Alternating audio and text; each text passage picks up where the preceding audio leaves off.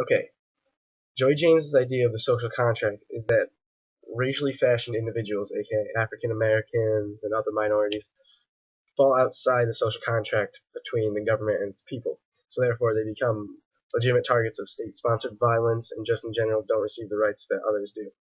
And what has caused this? Well, in the Wesley reading, it says that natural science and philosophy for decades and centuries advanced the idea that whites were superior to any other race, and that this rationalized ethnocentrism and racism. An example of this would be Jewish people in Europe during the 30s and 40s being taken advantage of and not treated the same as the others by their government. And in the Naomi Zach reading, it also states that the concepts of race allowed them to practice things like slavery without seeing them as crimes that they were. But modern science has not shown any genetic or chromosomal markers for race, and as it said in the movie, Race, Power of an Illusion, humans are actually the most genetically similar species there is. So, why does that make sense?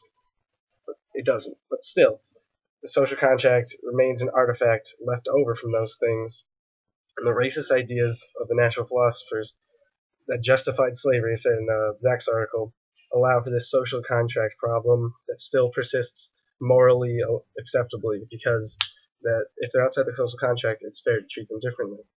In the Gordon reading, it also notes that being outside the social contract paints African Americans themselves as being the problem. And once they're the problem, what do? In the Campaigning for Respect article, it notes that law enforcement already views them unworthy as protection, so many residing in inner city communities feel that they are on their own. And this is essentially the definition of Joy James's social contract problem. So what do? They have to find other routes toward power, success, protection, etc. In Decent Street Families, it says that some of these people turn to the streets and embrace the street code wholeheartedly, and you can't really blame them, seeing as they have nothing to lose, it seems. And this reinforces the idea of the social contract, as then they begin to view police, public officials, corporate heads as unworthy of their respect. And the result of this is a problem of race perpetuating a problem with the social contract in the current system, with a cycle that can't be stopped.